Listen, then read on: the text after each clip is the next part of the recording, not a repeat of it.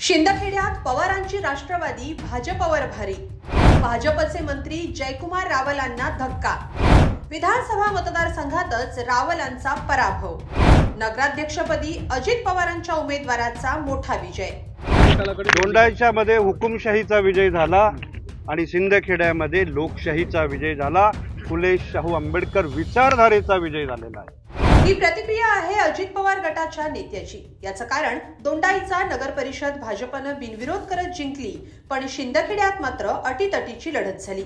यात अजित पवारांच्या राष्ट्रवादीनं बाजी मारलीये. धुळ्यात नेमकं काय घडलं सविस्तर पाहूया या व्हिडिओतून. राज्यात नगरपंचायत आणि नगर परिषद निवडणुकीच्या निमित्तानं मंत्री आणि नेत्यांची प्रतिष्ठा पणाला लागली. धुळ्यातही असंच चित्र होतं, कारण शिंदखेडा नगर परिषदेसाठी महायुतीतलेच दोन पक्ष आमने सामने होते. पण निकालानंतर भाजपचे मंत्री जयकुमार रावल यांना मोठा धक्का बसलाय. भाजपच्या रंजना वानखेडे यांचा राष्ट्रवादी अजित पवार गटाच्या उमेदवार कलावती माळी यांनी पराभव केलाय. हा पराभव भाजपच्या जिव्हारी का लागलाय हे पाहणार आहोत. पण आधी पाहूया शिंदखेडा नगरपंचायतीत कुणी किती जागा जिंकल्या.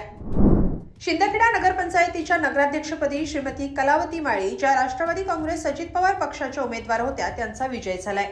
तर भाजपचे 11 नगरसेवक निवडून आले. राष्ट्रवादी काँग्रेस अजित पवार पक्षाचे 4 नगरसेवक निवडून आले. काँग्रेसचा 1 तर राष्ट्रवादी काँग्रेस शरद पवार गटाचा 1 उमेदवार निवडून आलाय. भाजपनं जास्त नगरसेवक निवडून आणले असले तरी नगराध्यक्ष पदावर अजित पवारांच्या राष्ट्रवादीनं बाजी मारली आहे. भाजपच्या रंजना वानखेडे यांचा अजित पवारांच्या राष्ट्रवादीच्या कलावती माळी यांनी 780 मतांनी पराभव केलाय.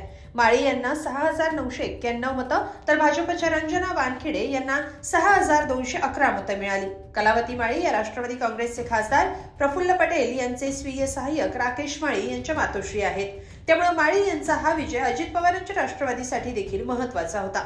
दोन्ही पक्षांच्या प्रतिष्ठेत विजय अजित पवारांच्या पारड्यात गेला. हा निकाल म्हणजे दडपशाहीच्या विरोधातला विजय आहे, असं श्यामकांत सनेर यांनी म्हटलंय. शिंदखेड्याच्या जनतेचं अभिनंदन करतो, आभार मानतो की त्यांनी फुले शाहू आंबेडकर आणि विशेष म्हणजे संविधानाला विश्वासात घेऊन त्या ठिकाणी मतदान केलं.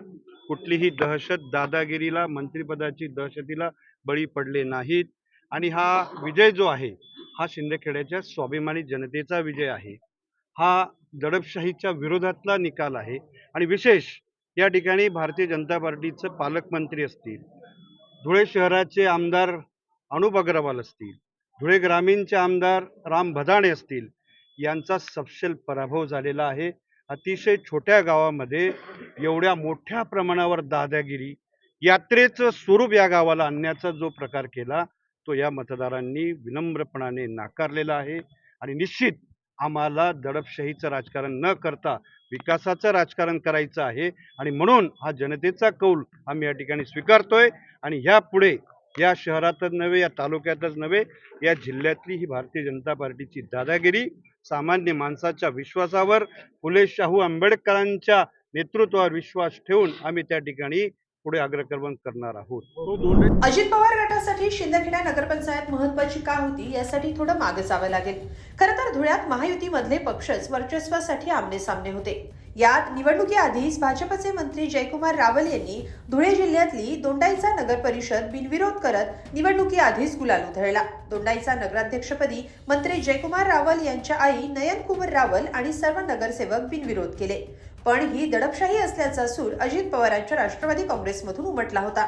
त्यामुळे दोंडाईचा गेलं तरी शिंदखेडा खेचून आणण्यासाठी अजित पवारांची राष्ट्रवादी मैदानात उतरली होती. अखेर कलावती माळी यांच्या विजयानं अजित पवारांच्या राष्ट्रवादीनं विजय खेचून आणलाय. पण या विजयामुळे भाजपचे मंत्री जयकुमार रावल यांना त्यांच्याच विधानसभा मतदारसंघात पराभवाची चव चाखायला लागली आहे. या सगळ्याबद्दल तुम्हाला काय वाटतं कमेंटमध्ये नक्की लिहा आणि lokmat.com ला सबस्क्राईब करा. धन्यवाद.